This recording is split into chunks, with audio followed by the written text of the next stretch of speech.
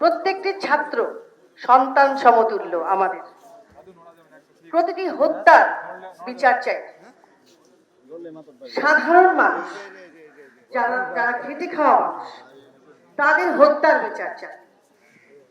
সাংবাদিক ভাই বোনেরা যারা নিহত হয়েছেন, যারা আহত হয়েছেন, তাদেরও হত্যা এবং আহত হবার সাথে যারা জড়িত আছে তাদের বিচার চাই।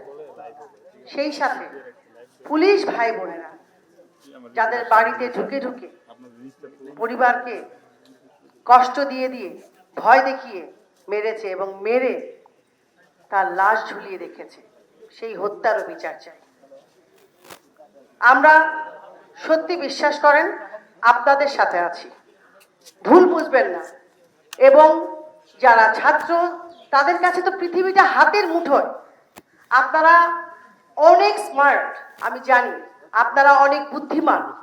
আপনারা একটু স্ক্রল করলে বুঝতে পারবেন কোনটা গুজব, কোনটা আপনাদেরকে উস্কানি দিচ্ছে এবং কারা এই সময় আগুনে ঘি ঢালছে। প্লিজ আপনারা কেউ অপব্যাখ্যা করবেন না। আমরা অভিভাবকদেরকে অনুরোধ করছি, আপনাদের বুক খালি হয়েছে সেটা আমরা জানি, সেই কষ্ট আমরা বুঝতে পারছি। আর কোনো মায়ের, আর কোনো অভিভাবকের বুক খালি হোক আমরা চাই না।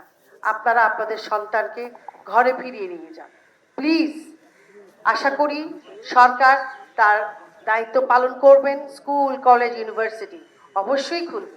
আমি শিক্ষকদের অনুরোধ করব, আপনারা আপনাদের ছাত্রদেরকে ক্লাসে ফিরিয়ে যেতে বলেন কিংবা ঘরে ফিরে যেতে বলেন। আমরা মাথা ঠান্ডা করে বসি, আমরা একটু চিন্তা করি যে আসলে আমরা কি করছি, কেন করছি, কিসের জন্য করছি। কোনো সহিংসতা আমরা চাই না, বিশ্বাস করেন চাই না। আপনারা যে যাই বলেন, আমি শিল্পী হিসেবে আসি না এখানে, আমি মা হিসেবে আসছি। আপনাদের কাছে আমাদের করজোড়ে মিনতি, আপনাদের কাছে হাত জোর করে বলছি, প্লিজ আপনারা আর কোনো সহিংসতা হতে দেবেন না।